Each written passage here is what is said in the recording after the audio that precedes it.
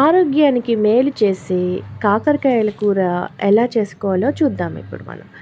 ఉప్పు వేసి ముందుగా కాకరకాయలని అలా ఉడికించుకొని నీరంతా తీసేసి జల్లెడలో పట్టేసి ప్లేట్‌లో కాకరకాయలని పెట్టుకోవాలి.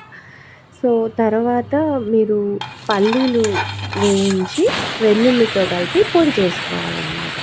పల్లీలు వేయించేసి ఆయిల్ వేసుకోవచ్చు. లేకుండా అయినా వేయించుకొని అలా పొడిలా చేసుకొని వాటిని వెల్లుల్లితో కలపాలనమాట.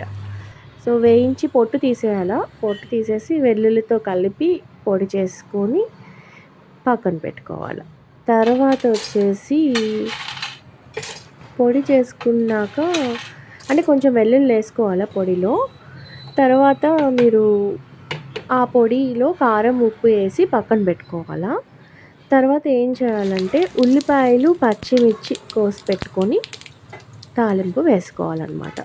పోపు గింజలు వేసుకోవాలి. జీలకర్ర, ఆవాలు పోపులో వేసుకుంటే టేస్ట్ బాగుంటుంది.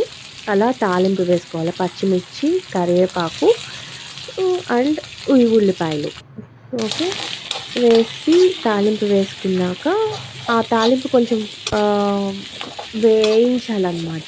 ఉల్లిపాయలు వేయించిన తర్వాత కారంతో కలిపిన పల్లీల పొడి ఉంది కదా, ఆ పల్లీల పొడి, కారం వెల్లుల్లి కలిపిన పల్లీల పొడి మీరు ఉడికించిన కాకరకాయ ముక్కల్లోకి పట్టించి పెట్టాలా. సో, అలా పెట్టిన తర్వాత ఈ లోపల తాలింపు వేయించిన తాలింపు ఉంది కదా, ఉల్లిపాయలు అవన్నీ వేగి ఉంటాయి.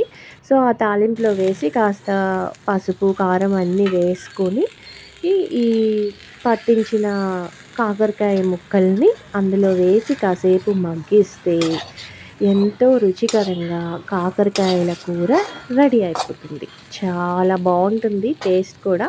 అన్నంలో కలుపుకొని ఉట్టిదే కాకరకాయలు తింటే ఇంకా మంచిది ఆరోగ్యానికి. సో, అలా కాకరకాయల కూర తినే విధంగా మరీ అంత చేదు లేకుండా ఉంటుంది కాబట్టి అందరూ కాకరకాయల కూర ఇష్టంగా తింటారు. ఇంకా పల్లీలు కూడా రుచికరంగా యాడ్ అవుతుంది కాబట్టి